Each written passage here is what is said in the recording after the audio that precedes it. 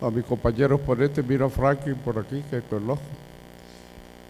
Le agradezco al comité científico por haberme invitado para que comparta con ustedes aspectos relevantes sobre el manejo, bueno, de arbovirosis, pero principalmente debido al problema lo vamos a enfocar al manejo del dengue. Las arbovirosis, bueno, tienen ya miles de años de existir. Desde los documentos chinos hay historia de que han habido brotes, desde los años 1800 han habido brotes de dengue en la región, los han habido en los Estados Unidos, en el Caribe. Pero en este caso nos vamos a referir principalmente al manejo del dengue desde el punto de vista del manejo clínico, y en ese sentido no funciona la cuestión esta, me lo va pasando por favor. Pero es que es para pasar. Gracias, le haré. Bueno, entonces me lo va pasando usted. Yo soy Ernesto Pleité, soy pediatra e infectólogo, trabajo en el Hospital Nacional de Niños Benjamín Blum, he sido expresidente de la Asociación de Pediatría El Salvador, he sido vicepresidente de la Asociación Latinoamericana de Infectología Pediátrica, SLIPE, y además soy miembro del grupo de staff de la OPS para la redacción de documentos sobre el manejo del dengue y otras arbovirosis, el GT arbovirosis, antes se llamaba GT dengue. Entonces, desde ese punto de vista, lo que yo les voy a platicar está integrado dentro del proceso de documentos en los cuales hemos formado. El grupo pertenece entonces al área clínica y nosotros trabajamos integrados con los epidemiólogos, con los bioquímicos, los licenciados en laboratorio, con los comunicadores, con medio ambiente, y esto es lo que conforma una estrategia de gestión integrada para el manejo de las arbovirosis. Lo que yo le voy a hablar es lo que nosotros hemos escrito para la Organización Panamericana de la Salud dentro del contexto de la redacción de documentos que van a servir para orientar el manejo de las arbovirosis y principalmente el dengue. La última edición de esta guía que se hizo en 2015 y precisamente ayer se terminó la reunión donde se está haciendo la revisión bibliográfica, de medicina basada en la evidencia para sacar el documento y que va a proporcionar los datos importantes para el manejo de las arbovirosis en conjunto. Quiero decirte que este término de arbovirosis es muy amplio. Solo en la sección de las Américas existen más de 36 arbovirus, los hay transmitidos por mosquitos, por garrapatas, y algunos son transmitidos también por una gran variedad de estos mosquitos. Desde ese punto de vista, al clínico cada vez se le va volviendo más difícil hacer diagnósticos diferenciales, con enfermedades que en su expresión clínica se asemejan mucho. Vamos a hablar principalmente del dengue, como les planteé, porque es lo que nos está aquejando en este momento. Generalmente, cuando yo me formé, se decía que había dengue clásico y dengue hemorrágico. Eso ya no existe, una clasificación desfasada. El dengue es una sola enfermedad que para fines prácticos se clasifica en dengue y dengue grave. Y para el manejo clínico, el dengue se divide en dengue sin signo de alarma y dengue con signo de alarma, que es lo que tenía en la diapositiva anterior. Este es un cuadro clásico que ustedes conocen, refleja cuál es el comportamiento de la enfermedad desde el punto de vista desde el inicio de los síntomas hasta su fase de recuperación. Vean ustedes entonces que generalmente los primeros 2 o 3 días de la enfermedad se expresa como un síndrome febril indeterminado, que tiene fiebre, cefalea, malestar general, dolor de cuerpo. En ese momento, las pruebas usuales de laboratorio, como el hemograma, son pruebas que están dentro de los parámetros normales, y ese examen nos va a servir de base para ver la evolución a futuro. Y es en este momento de los primeros 5 días cuando las pruebas virales son positivas. O sea, si nosotros mandamos NS1, o mandamos PCR, o mandamos cultivos virales, es el momento en que van a salir estas pruebas positivas. Más tarde, entre finales del segundo día o el tercero, comienza la fase crítica de la enfermedad. Los médicos estamos acostumbrados a comunicar a nuestros pacientes que cuando la fiebre cae, el paciente mejoró. En dengue hay que tener cuidado, porque el día que cae la fiebre es el día crítico de la enfermedad. El 90% de los choques aparecen ese día y solo un 10% aparecen un poquito antes o después. Quiere decir entonces que los pacientes con dengue entonces agravan a partir del finales del segundo día o tercero, pero preferentemente agravan, ¿verdad?, entre el cuarto y el sexto día de los niños y hasta el séptimo de los adultos. Otra cosa importante es que desde el punto de vista de la clasificación del dengue, el dengue tiene 3 formas graves. El choque, expresado por la fuga de plasma, el choque expresado por el sangrado masivo y el choque expresado por el daño de órganos, como el hígado, como el corazón, como el sistema nervioso. Ojo con eso, porque muchas veces confundimos que todos los pacientes con dengue grave deben de necesitar líquidos. Si tiene una hepatitis fulminante, hay que darle el tratamiento de la hepatitis fulminante. Si tiene una encefalitis, hay que darle el tratamiento de la encefalitis. Si tiene una miocarditis, el tratamiento de la miocarditis, pero muchas veces pueden estar combinados, tiene fuga y tiene lesión. Estos aspectos quiero que los recuerden. En general, entonces, es a partir de la defervescencia de la fiebre cuando el leucograma expresa sus primeros cambios. Hay una leucopenia y generalmente se acompañan con una disminución progresiva de las plaquetas que tiene SOADME en el momento que el dengue puede estar en shock. En este momento, entre el cuarto y el sexto día, cuando el dengue aparece por primera vez, o entre los reactantes serológicos de la fase aguda comienzan a hacerse positivos, el IgM, y posteriormente a partir de las finales de la primera semana y segunda semana el IgG. En el dengue primario hay que recordarse que el dengue son 4 enfermedades porque lo producen 4 virus diferentes. Estos aspectos son importantes que ustedes lo recuerden. Y entonces en esta fase es importante que ustedes recuerden que tan importante es dar líquido como saber cuándo quitarlo, porque los pacientes se mueren por no darle líquido o se mueren porque yo les siga dando cuando ya lo necesitan. Hacen edema agudo de pulmón y todos estos problemas que nosotros no le damos un seguimiento adecuado y eso hace que los pacientes, bueno, presenten estos problemas. Veamos si está bien esto entonces. Oye, aparentemente sí. Entonces, para fines prácticos, esta es la clasificación que ustedes conocen y yo les voy a hablar de las definiciones. El dengue se define como un proceso febril de 2 a 7 días de evolución en los cuales se van a presentar 2 o más de las siguientes características: fiebre y náuseas o vómitos. Estas náuseas y vómitos no son los vómitos persistentes que hablaré más adelante, exantema, que pueden ser maculopapulares o pueden ser eritematosas, lambialgia o artralgia. Ustedes pueden encontrar principalmente petecas o un test del torniquete positivo, van a encontrar leucopenia. Si ustedes tienen fiebre 2 en un periodo de 2 a 7 días, ya tienen la definición de caso. Pero además, en los lactantes, entonces que no pueden expresar mucho en los contextos de aumento de casos, brotes, epidemias, alerta amarilla, lo que ustedes le quieran escribir, entonces ustedes tienen que pensar que todo lactante con fiebre y signos de localización es dengue hasta no demostrar lo contrario. Teniendo esto, entonces vamos a clasificar, bueno, ¿y cuáles son los signos de alarma y para qué sirven los signos de alarma? Los signos de alarma le indican al médico que es el momento de iniciar la terapia intravenosa. Y esos son los siguientes. En primer lugar, el dolor abdominal intenso y sostenido.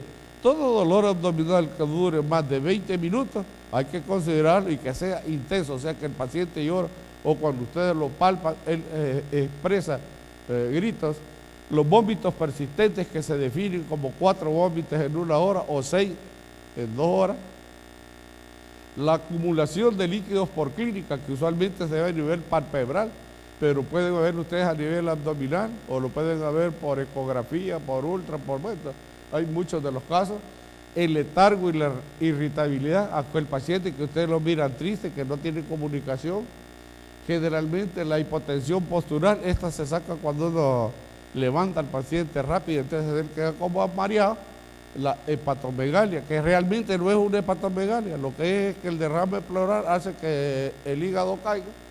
Y generalmente hay otro importante, el aumento progresivo del hematócrito. Como ustedes ven, en la nueva clasificación ya no aparecen las plaquetas, que es lo que aflige a la gente. Las plaquetas lo único es decir, si están disminuyendo que la enfermedad está activa, pero el hematócrito si está aumentando quiere decir que la cantidad de líquidos que el paciente está ingiriendo no son suficientes para hidratarlo. Eso lo puede llevar a shock. Entonces, el siguiente grupo es el dengue grave. El dengue grave es aquel paciente, bueno, que está en peligro de muerte. Y paciente, bueno, puede estar allá en la unidad comunitaria de Azacualpa, en un cantón de Nueva Concepción. Y entonces los médicos tratantes y las enfermeras deben de saberlo reanimar, porque si no lo reaniman ahí, cuando llegue al hospital, que ha pasado 2 o 3 horas, y en Honduras, como viene en Guatemala, que se tardan hasta 8 horas para trasladarlo, se murió. Porque los intensivistas dicen que cuando un paciente está chocado hay una hora dorada. Y la hora dorada se rescata administrando líquidos, ¿no es cierto? Entonces, todo paciente que tiene una fuga importante de plasma y que produzca distrés respiratorio es un dengue grave. Todo aquel sangrado que el médico tratante considere que es importante, ese es un dengue grave. Y lo otro importante, el daño de órganos. Si yo tengo un hematócrito normal, unos signos vitales normal, pero tengo transaminasa arriba de 1000, ese es un dengue grave. Es una falla hepática fulminante, que no le voy a aplicar el protocolo de choque por dengue, le voy a aplicar el protocolo de falla hepática. Si tiene meningitis, en los primeros 2 o 3 días le voy a aplicar el protocolo de meningitis aséptica. Y ahora le voy a hablar después del manejo del paciente con dengue grave y shock.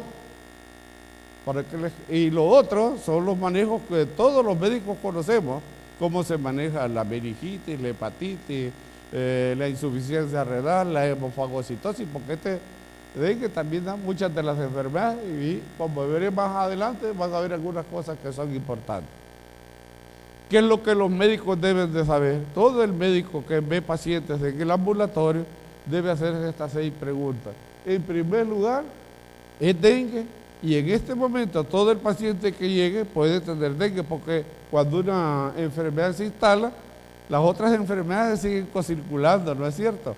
Y si yo tengo otitis, neumonía o infección de vías urinarias, el dengue es más grave, porque inmunosuprime. Entonces, pero yo lo debo de vigilar. Segundo, si yo pienso que es dengue, ¿en qué fase de la enfermedad está?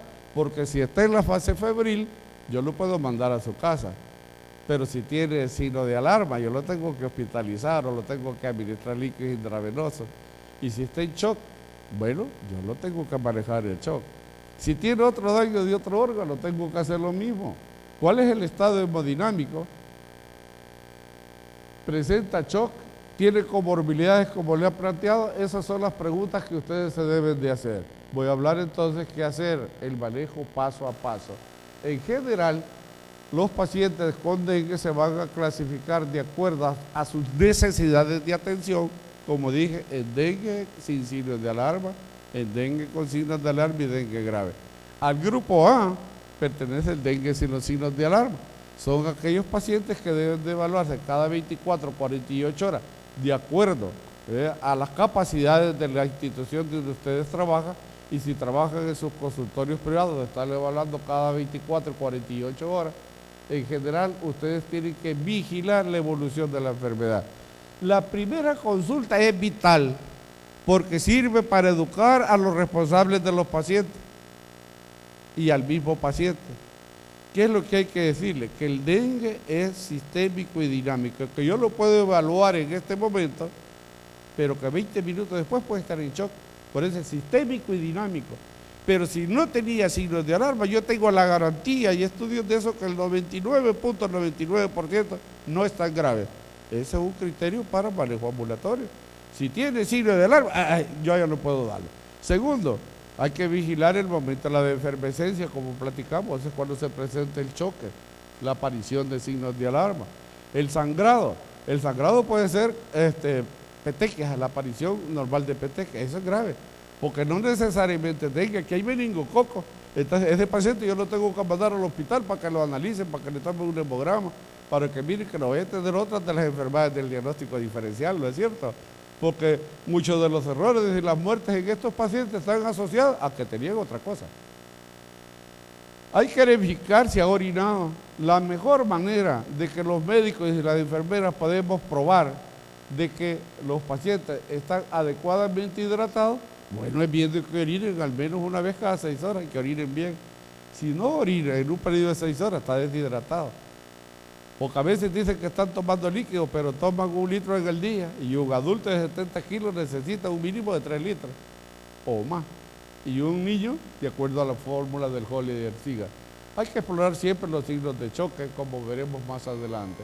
Estos aspectos, entonces, hay que tenerlos en cuenta y cómo se deben tratar. ¿Cómo se deben tratar? Ustedes son más expertos que yo, porque ustedes los manejan desde la atención primaria. Ellos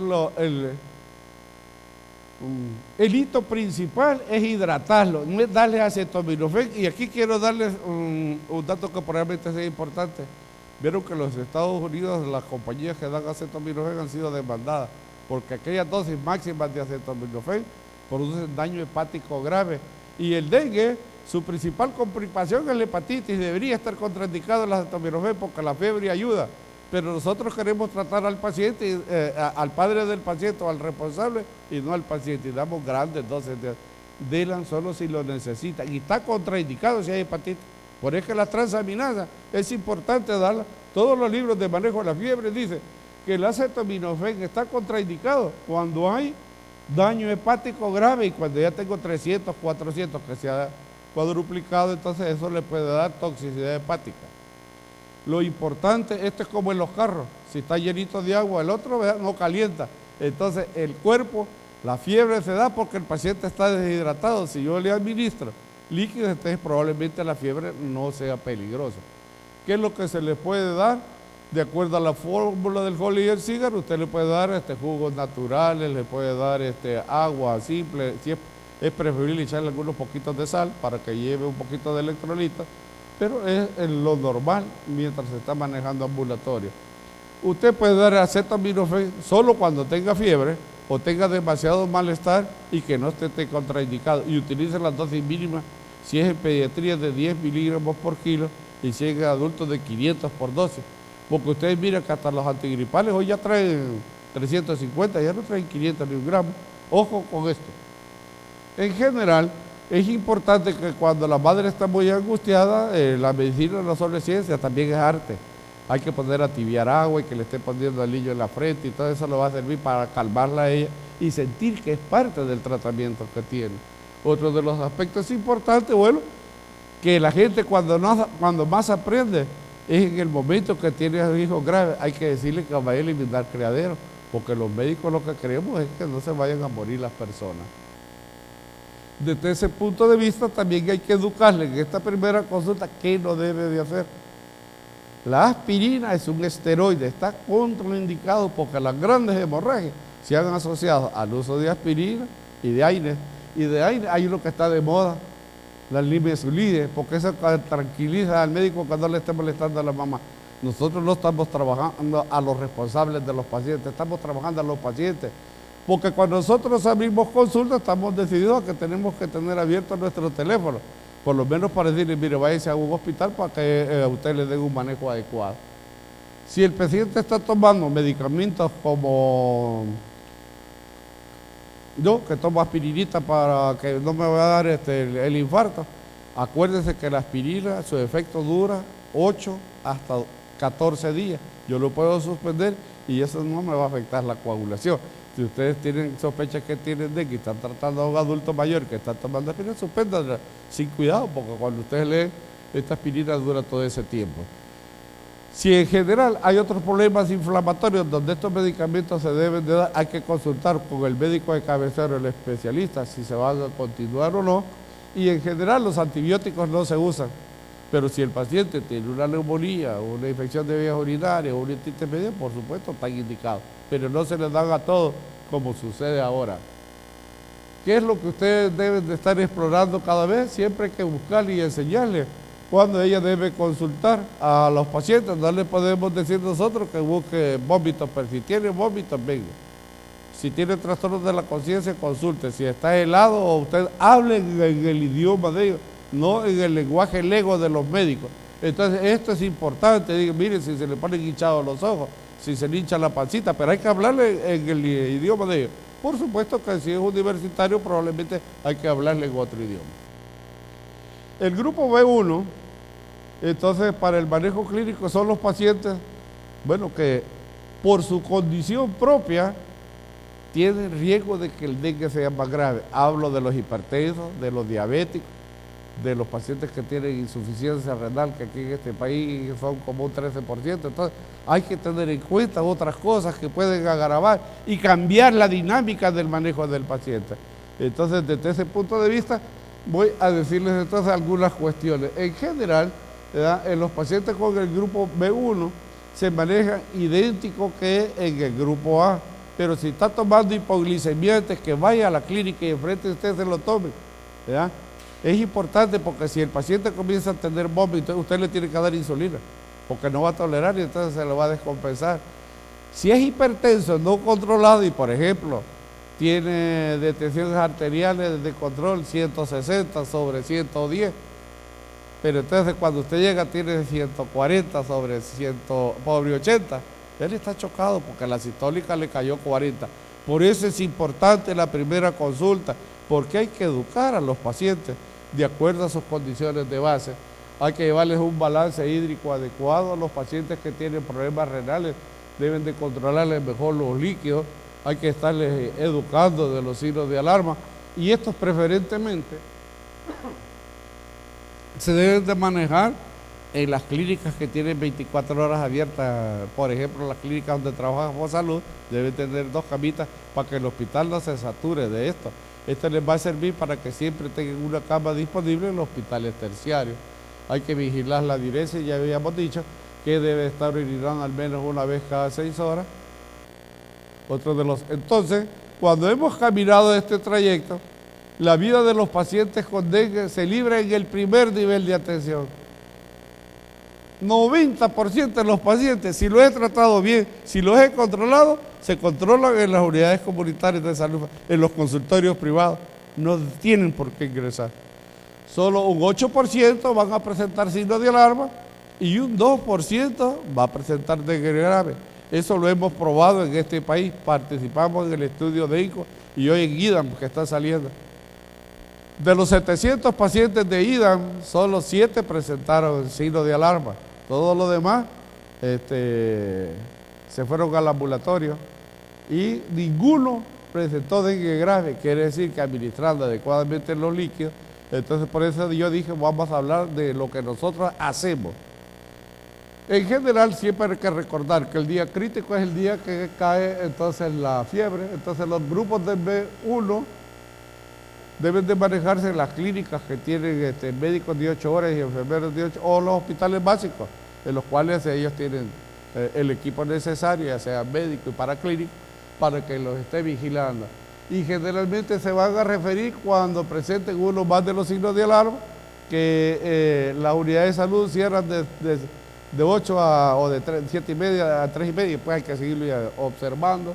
Los que no beben durante un periodo de 6 horas durante la observación, los que no orinan en un periodo de 6 horas a pesar de que yo le esté dando líquido por la vía oral o intravenosa adecuadamente, y generalmente al tercer nivel van a ser referidos aquellos pacientes que no respondieron a la terapia, ¿no es cierto?, con 3 bolos de cristaloide. En general, en el grupo B son aquellos pacientes donde está el segundo paso de cuándo evitar la muerte. Cuando un paciente tiene signos de alarma y yo inicio la terapia intravenosa dentro de un periodo corto, esos pacientes no van a evolucionar a la forma grave, y este es el dolor abdominal intenso y sostenido, los vómitos persistentes, el sangrado que a veces puede estar oculto y puede ser en la mucosa, ¿verdad? Aquellos pacientes que tienen un edema clínico, ¿verdad? Generalmente son pacientes que esta niña, mira, fue progresando, cuando llegó al hospital estaba con oxígeno, después estaba atenta y luego tenía este derrame importante. Los derrames pueden ser también a nivel del pericárdico. Muchas veces cuando damos la lipotimia es cuando nosotros levantamos al paciente y lo soltamos, él se cae, porque cuando está acostado él le está llegando suficiente líquido al cerebro, pero cuando lo paramos por la posición hidrostática, entonces le cae. Y nosotros hablamos del hematócrito, que un aumento en muestras consecutivas le está indicando a usted que el paciente está agravando. Entonces, ¿qué vamos a hacer en esto? Hay otro grupo que es el grupo C, el paciente en choque. Esto lo podemos hacer nosotros por un llenado capilar retardado mayor de 3 segundos. Nosotros podemos ver el edema de la gran fuga que han tenido los pacientes. Muchas veces en la rayos X encontramos esto.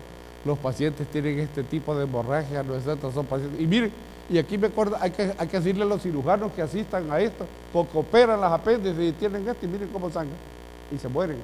Entonces, por eso es que esta enfermedad la tiene que ver el neurólogo porque da meningitis, el cardiólogo porque da miocarditis, el intensivista porque se deteriora, el médico general porque es el que tiene que bajar nosotros. Entonces, y el patólogo también, porque cuando se mueren el patólogo le dije a uno que se murió por dengue. ¿Qué es el mensaje que le quiero dar? Porque muchas veces los cirujanos no quieren participar porque se cierran las camas del hospital y miren, no tenemos médicos, los cirujanos están allá soplando. Entonces, deben de participar en los procesos de triaje y de selección. Nosotros lo demostramos después anatomía patológica, como yo le dije, hay hepatitis fulminante, hay miocarditis, hay meningitis. Estas son otras formas graves del dengue que no son las de la fuga. Y las meningitis asépticas se manejan a veces restringiendo líquidos. ¿Cómo hace el médico ahí? Por eso es que esos casos donde la usan. ¿Cómo hace el médico para saber necesita líquido, cuándo va a tener menos, qué poco le voy a dar? Si él no necesita, ¿cuándo voy a comenzar? Si tiene un choque cardiogénico, ¿qué tipo de amino va a dar? De eso no voy a hablar ahora, porque es competencia de los intensivistas. Y bueno, hay lesiones cerebrales, como ustedes miren, también no solo son meningitis, sino que hay otras lesiones que se van a ver. Esta la Polanco, los ha visto en el hospital Benjamín Blum, hay insuficiencias renales agudas que dan todos estos tipos de problemas. Entonces, desde ese punto de vista, entonces, lo importante que les voy a dar hoy es que hemos cambiado. Los médicos de mi generación examinaban a los pacientes. Los médicos de la nueva generación empiezan a darle la historia clínica y cuando le están presentando a los pacientes, ya no hablan del examen físico, se pasan al laboratorio. Ese debemos de corregirlo. Ese mal mata pacientes. Y entonces lo primero que uno debe hacer, el médico, es que no tiene. Nosotros vivimos en un país de tercer mundo donde no tenemos todos los instrumentos que tiene, pero la vida nos enseñó, a los que ya cursamos algunos años y a los que los pintamos el pelo solo por chivazo, entonces a ver algunas cosas. Primero uno tiene que mirar los pacientes, la piel, las personas están rosadas, tienen buen color, las personas tienen un exantema, ¿no es cierto? Las personas tienen piel marmórea. Esto le está a usted desde ya clasificando a los pacientes con solo mirarlo. Además, hay que tocarlo, porque hoy a uno ya no lo toca y si está viejo, peor. El médico está encachupado ya. No. Aquí está la receta. Quitémoslo eso, porque el dengue salva la vida. Que yo lo toque, esté helado, está caliente, pero está marmóreo, mire todo lo que está aquí. Entonces hay diferencias. Si el paciente está chocado y está helado, probablemente sea dengue. Si está chocado y está caliente, probablemente es aséptico. Nosotros tenemos que ir viendo todo eso. ¿Se recuerdan? De los jóvenes que están aquí, ¿cuántos tienen reloj? Porque yo he visto en el hospital y le he tomado fotos que no tienen reloj. Yo le digo, bueno, ¿y cómo miran ustedes la frecuencia del pulso? Y usted le dice, bueno, tienen algunos, pero del pulso, ¿verdad? Entonces yo tengo que ver la calidad del pulso. Porque si el pulso no es un pulso bien, no, que es un pulso débil, el paciente está hipovolémico. Pero además, debo ver el rellenado capilar. Con estas cosas yo puedo hacer diagnóstico de shock, ¿sí o no? Uno no necesita tantas cosas para manejar al paciente. Pero recuerde que también hay que hacer un examen meningico, pues sí, porque todas estas arbovirosis dan meningitis, dan problemas encefálicos, dan Guillain-Barré. Entonces todos los exámenes neurológicos deben de estar integrados ahí. Y les voy a hacer la siguiente pregunta. ¿Quién tiene todo este equipo? Este es el equipo que el médico de cabecera, el médico familiar debe tener. Levanten la mano, ¿quiénes tienen todo eso? Un estetoscopio, un otoscopio, un tensiómetro. Miren lo que tienen que... Esto vale, ¿saben cuánto vale todo esto? Pero hoy está de moda otra cosa y se los traigo porque lo he estado viendo ahora. Yo me quería con estos, ¿no es cierto? Con los tensiómetros que debe tener esta variedad. díganme bien, como levantaron la mano, ¿quién tiene todo este set de manguitos? ¿Cuántos son los manguitos? Ay, el de los obesos hoy, porque ahí hay otro grupo. Fíjese bien, ¿quién tiene electrónico? Uno. Fíjese bien lo que les voy a contar hoy. El electrónico sirve para los adultos y ahora ya hay para niños arriba de 5 años, pero tienen todos estos manguitos, miren. Y entonces dijeron, bueno, ¿quién tiene esto? Esto es importante. Y examinaremos bien a los pacientes. Les miraremos los oídos, los pulmones, les tomaremos la frecuencia. El punto se lo dejo como reflexión. Porque vean ustedes entonces, algo pasó aquí, yo soy el malo.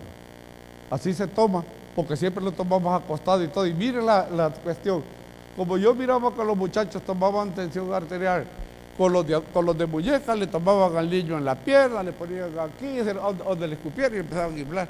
Entonces, por supuesto, eso no es una medida adecuada.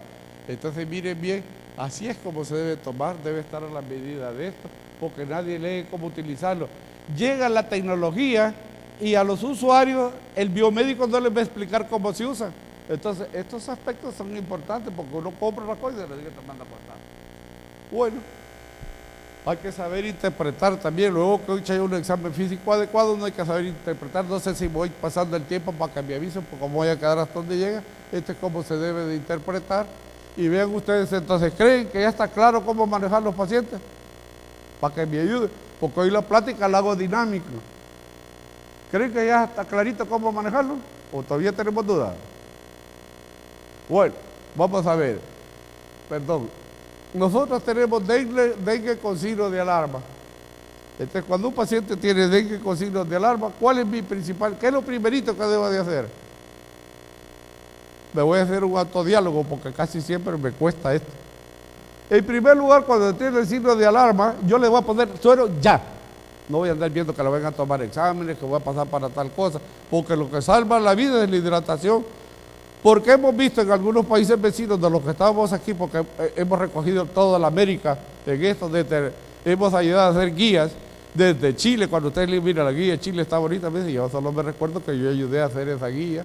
Entonces estamos desde la isla de Pascua, hemos pasado por Uruguay, Paraguay, Bolivia, Ecuador, Colombia, Panamá, Cuba, bueno, todos los países de la América.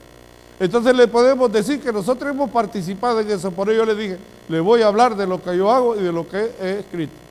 Entonces, desde ese punto de vista, yo le doy líquido a 10 mililitros por kilo. El paciente mejora. Entonces yo le voy disminuyendo los líquidos. No se los quito de un solo, porque el dengue sigue fugando. Entonces yo sigo, mejora, disminuyo a 5 a 7 mililitros por kilo, lo doy por 4 a 6 horas más, sigue mejorando, entonces yo al paciente le sigo disminuyendo de 3 a 5 mililitros por kilo, se recupera, entonces yo paso a los líquidos de mantenimiento. Este es lo ideal. Muchos pacientes van a salir solo con esto cuando tengan signos de alarma.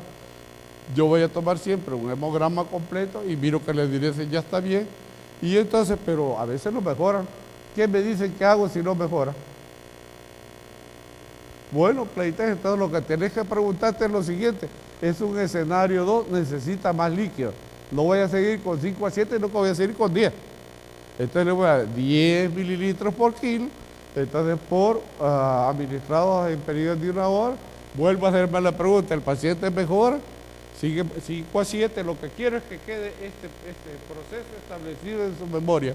Entonces sigue mejorando de 5 a 7, mejora, líquidos de 3 a 5 por un par de horas, sigue mejorando, se estabiliza y yo vuelvo nuevamente a dar los líquidos de mantenimiento.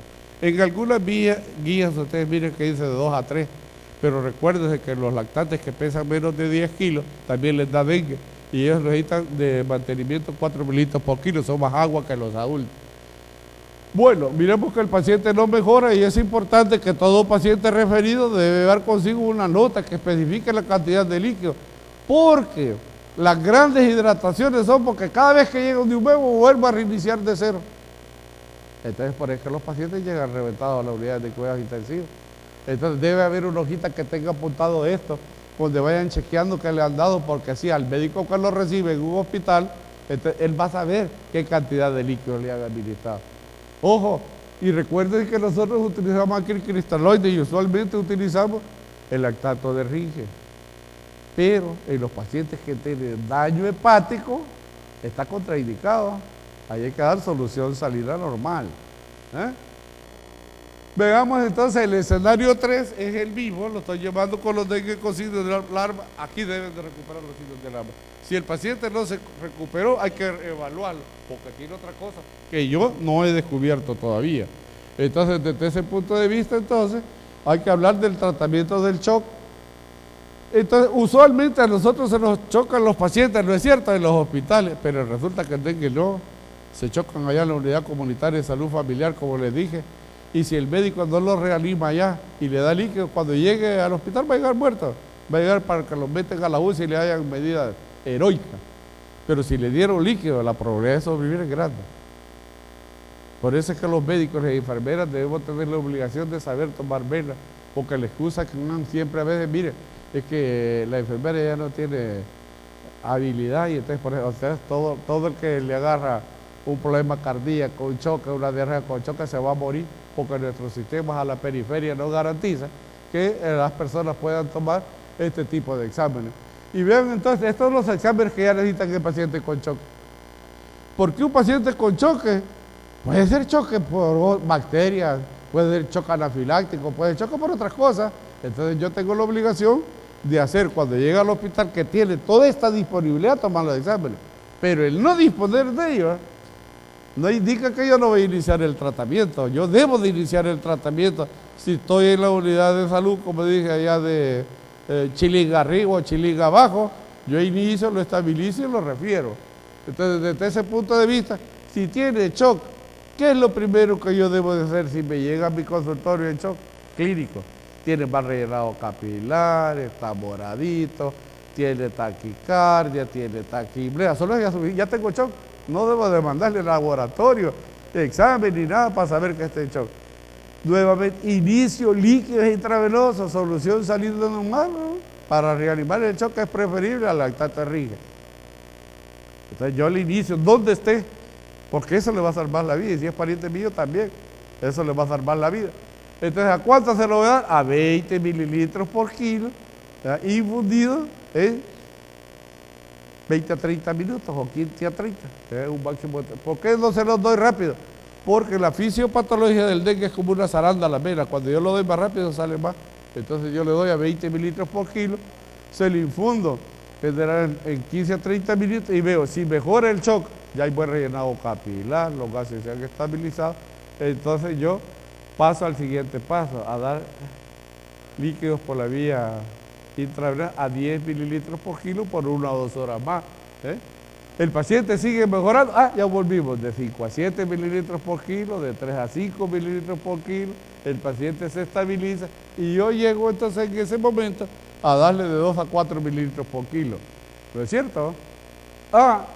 Pero quiero recordarles que hay que mirar que aquí ya está de directo. Y les quiero recordar, además, que los viejos y las mujeres embarazadas necesitan menos.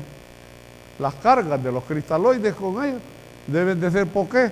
Porque los que ya son mayores de 65 años, entonces ya les cuesta manejar líquido, porque casi siempre tienen problemas cardíacos. Entonces, y la embarazada es hipervolémica, entonces deben de tener más cuidado. No mejora. Y no mejora, yo me debo preguntar, y cada vez de las siguientes 3 veces que están aquí, viene el hematocrito. Si el hematocrito está alto, quiere decir que necesita más líquido. Pero si el hematocrito está bajo, es probable que esté sangrando y yo cambio el sistema de sustitución. Pero además, esto y tal vez, ya vio que ya pasó 1 hora y media ya, le dábamos a los signos de alarma cada hora, 2 horas. Lo más probable es que este paciente, si yo lo manejaba bien, ya esté en el hospital. Entonces yo tengo que ver todas estas condiciones, porque los hospitales básicos deben de tener gasometría, ya deben de tener hematócrito, ya deben de tener muchas pruebas básicas. Entonces, si el paciente no mejora, yo me pregunto, lo primero es esto, si necesita o no más líquido, y lo segundo es que yo lo debo de estabilizar. Si tiene desequilibrios electrolíticos, si tiene hipoglicemia, hiperglicemia. Entonces, todos estos aspectos son importantes para salvar vidas. El paciente no mejora, estamos en el escenario 2. Si el hematocrito estaba alto, entonces yo continúo con una segunda carga de cristaloides, ¿no es cierto?, a 20 mililitros por kilo. Si el paciente mejora, yo continúo a 10 mililitros por kilo por 1 o 2 horas.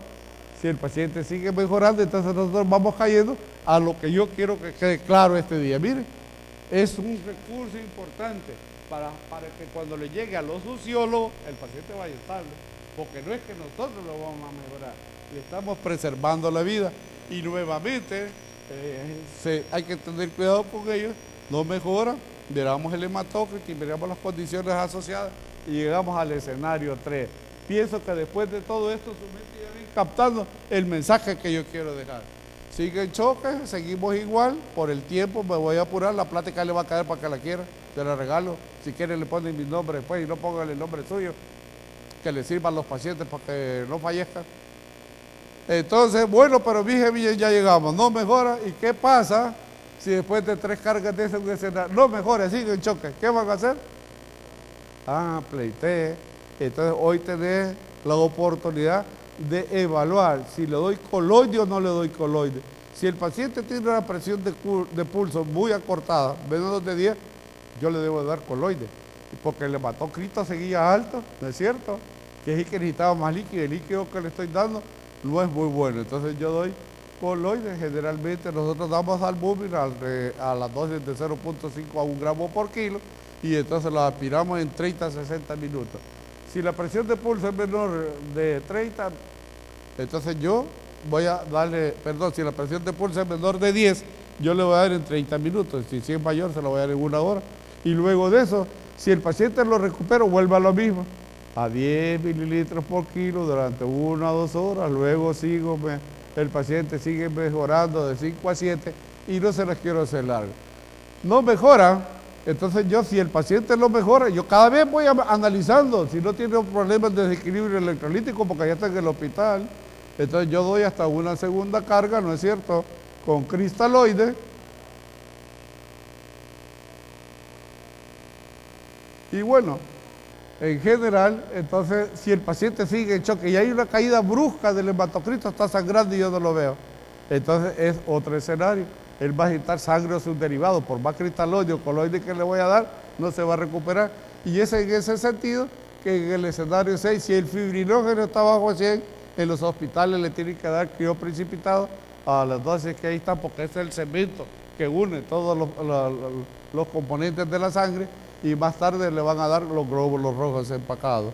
Si es el tiempo de protomida o el tiempo de tromboplastina parcial el que está alterado, ¿verdad?, que es 1.5 veces su valor normal, entonces ustedes lo que tienen que dar es plasma fresco congelado a las dosis que ustedes conocen, pero el escenario puede ser también que estén combinadas, combinen los dos, como se los he explicado, y únicamente van a dar sangre fresca cuando aquello no esté alterado.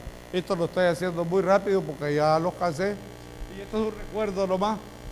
Hace tiempo yo les decía, mire, este es el teléfono del dengue. Y les voy a recordar porque resume las 20 diapositivas que tengo allá. Si el paciente está en choque, le voy a dar a 20 mililitros por kilo. Se lo voy a pasar en 20 a 30 minutos. Sume usted, si es en 20, más 10, 30. Si el paciente tiene signos de alarma, se lo voy a dar a 10 mililitros por kilo. ¿Cuántas veces? Hasta 3 veces, ¿no es cierto? Si el paciente sigue mejorando de 5 a 7, 7 y 5, 12, entre 3, 4 por 3, 12, y entre 12 por 4 a 6 horas, de 3 a 5, entonces 5 y 3, 8, si usted lo divide en 3, le va dando todo lo que le dije. Y aquí están los líquidos de mantenimiento. Ya vamos para terminar, solo me queda esta plática y esos son los criterios de alta, son bien importantes, pero yo quiero darles estas tablas, estas no me voy a referir a ellas, porque nadie se puede los valores de hematocrito normal, nadie puede los valores de tensión arterial del normal, del obeso y del hiperobeso. Entonces yo se los quiero dejar aquí. Esto que está aquí es los del Harry Lane, estos son para los norteamericanos, y este es el promedio en el Blue para los salvadoreños. Si yo le aplico esta fórmula de lo que dicen los libros de los Estados Unidos, me va a chocar, porque nosotros medimos a 200 metros al nivel del mar, y un 40% al nivel del mar. Ellos necesitan menos hemoglobina que los que están en Cusco, ¿verdad? Entonces miren, para que eso le estoy planteando eso, porque el hemograma debe ser de cada país. En general, esto se los traigo hoy porque es importante, ¿verdad? Es importante saber cuáles son los valores normales de los signos vitales. Entonces, para saber cuándo hay taquicardia, taquinea, pero principalmente para saber cuándo hay shock. Otra de las plantas es que les cuesta, tenemos problemas para darle la fórmula, porque a los muchachos ya les cuesta multiplicar, hacer fórmula de 3. Entonces hay que darle edad de gallo y su peso ideal. Entonces ya no tiene que buscarlo, solo ver la tablita y mirar y ya ahí le va a calcular los líquidos. Porque acuérdense que si no le dan eso se va a morir también. Esta es la fórmula muy complicada, que es la fórmula de hoy. Esto es la depresión arterial, no me voy a referir, pero miren, ya hay una para obesos. Entonces los obesos tienen hasta 4 o 5 milímetros de mercurio más que los otros, entonces van a estar chocados con presiones normales. Muchas gracias, lo que le tengo hay algunas cosas más ahí que se las traigo porque los presiones normales les queda la plática ahí para estudiar, que ustedes se lo den a los demás, y yo espero haber cumplido con el cometido que me dieron la gente del colegio médico que me invitó a dar la plática de manejo clínico. Muchas gracias.